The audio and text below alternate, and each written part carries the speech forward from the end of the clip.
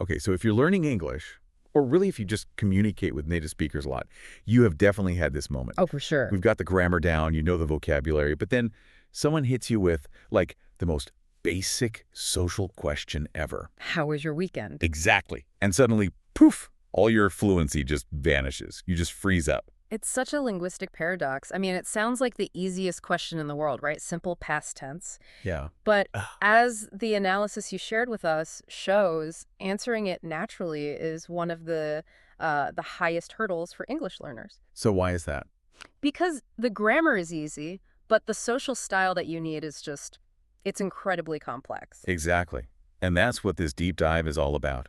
We are shifting completely away from verb tenses and sentence structure today. We're moving past the rules that make you technically correct and into the subtle social codes that make you sound natural, relaxed. Right. The stuff they don't teach you in the textbook. We've taken your sources, which really break down this contrast between textbook English and, like, real casual habits. And our mission is to give you that essential conversational shortcut. And this small talk matters. It really, really matters. It's everywhere. It's everywhere. It's in the elevator on Monday morning, grabbing coffee with your classmates, bumping into your boss. If you can just nail this one little exchange, you show this confidence that goes way beyond a test score. Right. So our mission is to get you past that frozen moment and into the flow. Okay, let's unpack this. So let's start by defining the trap so many learners fall into. The textbook trap. The textbook trap. The question is, how was your weekend? So you know the grammar, and you build this, like, perfectly accurate answer. Chronological. Yeah, chronological. But the second you say it, you can almost feel that tiny pause from the listener where they realize, oh, this is going to be work. That's it, exactly. It's when we confuse accuracy with fluency. What we're analyzing here isn't what the words mean, it's how they function socially. It's pragmatics. We're shifting registers. We're shifting from a high formality register to a really casual one. So let's identify those dead giveaway phrases from the research. Yeah. The ones that are, grammatically flawless but just sound so stiff. Okay. If you catch yourself saying something like, my weekend was good, Oof. Yeah. or I stayed at home and rested, you've missed the register. And the ultimate clue, the one the source material just keeps coming back to, is the chronological report. A minute by minute. On Saturday, I woke up at 7 a.m., then I went to the market. Yeah, that. But hold on. Why do those fail? Yeah. I mean, if the point is to exchange information, those answers are perfect. They're clear. They're detailed. And that gets to the heart of the cultural insight here. Native speakers almost never use that structure in small talk because, in this context, they're not actually looking for a report. So what are they looking for? The vibe. They want your social accessibility. They're looking for a quick emotional status update, not your schedule. So the formal answer, it actually has a social cost. A huge one. You're signaling to the listener that, hey, the next 2 minutes are going to be high effort, and you might be cornering them into a story they didn't really ask for. Precisely. Brevity, in this context, is actually a sign of respect for their time. You're showing you're available for a quick, friendly check-in, but you're not about to impose a whole narrative on them. That shift from accuracy to attitude. That's the key. That is the whole distinction we have to master. That is powerful. Okay, so let's give everyone the tools, the quick, relaxed response. The goal is a feeling, a vibe, not a play-by-play. So native speakers keep these answers incredibly short. And here's where it gets really interesting. The 1 or 2 word answers, they're the gold standard. Yeah, you need to ditch all the complex sentences and just deliver an immediate emotional summary. The sources identify a few of these as, like, the most reliable defaults. You just stick with pretty good. Or I think my favorite is not bad, actually. I love that one. Even something that signals, like, low energy, but in a good way. Like, honestly, kind of lazy. Okay, let's pause on not bad, actually. Because for a lot of learners, using the word bad feels risky. Like they're implying something went wrong. Right. But the whole thing works because of intonation. You have to make sure your tone is light. And it lifts up a little on actually to signal that not bad really means good. That's a great point. It means the phrase's success depends on that nonverbal cue. But if you nail that tone, it instantly marks you as a really fluent speaker. And that leads right into the secret sauce, the thing that makes these short answers really great. A little added comment. Yes. The Yeah. added comment. These tiny additions tell the whole story without needing any detail. So instead of just pretty good, you say pretty good, just chilled. Exactly. Or if you're trying to manage expectations about your energy level, busy, but in a good way. Right. That little addition carries all the emotional weight. It tells them why it was good, it was relaxed, or why it was busy, but it was rewarding. You're giving them the summary sentence. And letting them decide if they want to read the rest of the chapter. Exactly. If you don't offer that, a one-word answer can just sound a little abrupt. Okay, so we've bought ourselves time with a great short answer, but what if they do ask for more? How do we describe what we did without launching into that, that diary entry? Okay, this brings us to the verbs, the way we talk about activities.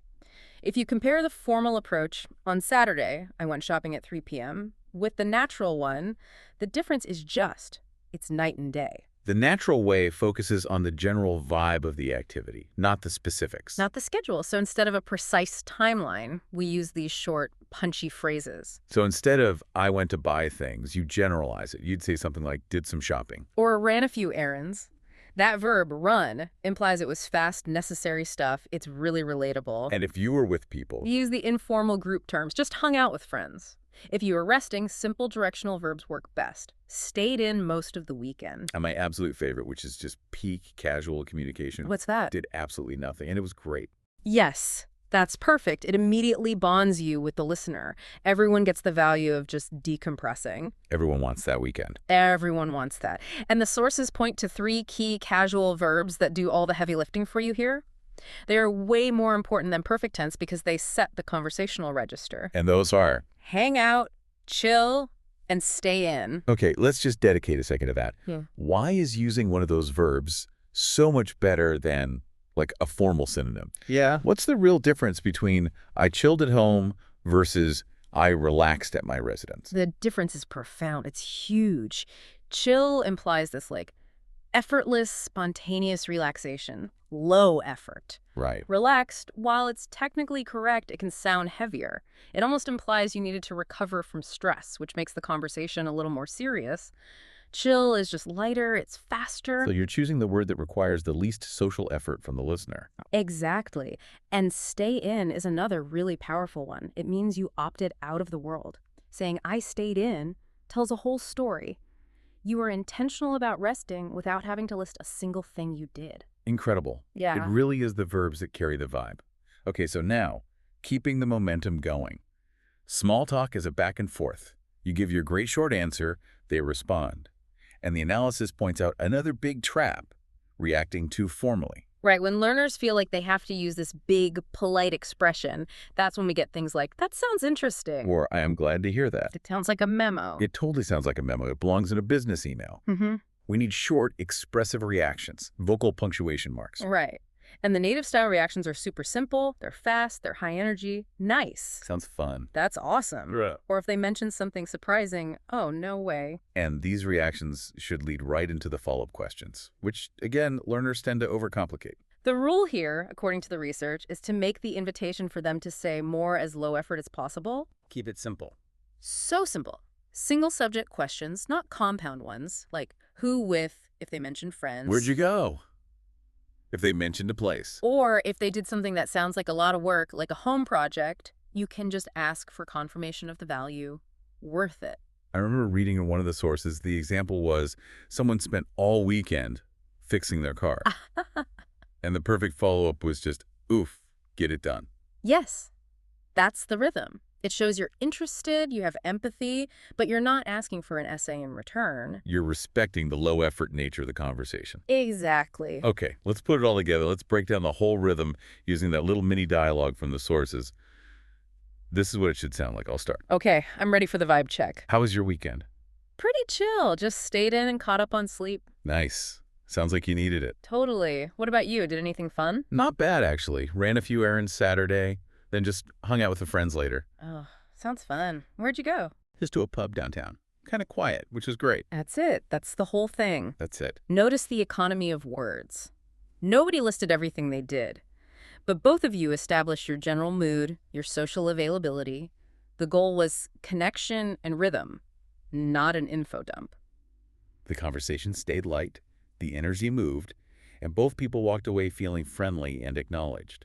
The formality was kept low. Yeah, that exchange just proves that the whole point of this small talk is social maintenance. It establishes that you're friendly, you're accessible, and you're ready to get on with your day. You're not creating an awkward blockade. So what does this all mean for you, the listener? Let's give that final checklist from this deep dive. If you want to master that Monday morning chat and sound genuinely natural. First, keep your answers short. Prioritize brevity. Just know that being brief is a sign of respect here. Second, focus on the feeling, not the details. Use an adjective or a short phrase that gives the general vibe. Busy but good. Kind of lazy. Third, and this is so critical, use those casual verbs.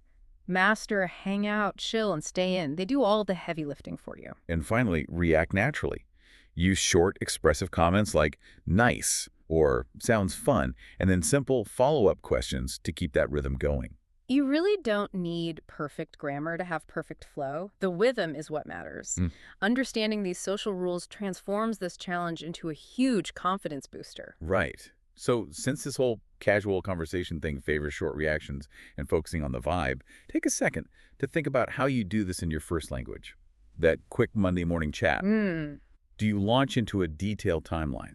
Or do you instinctively rely on those short, expressive comments?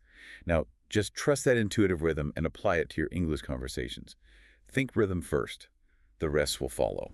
That's a really powerful thought to leave you with. Thanks for analyzing the social contract of small talk with us today on The Deep Dive. And we will catch you on the next deep dive.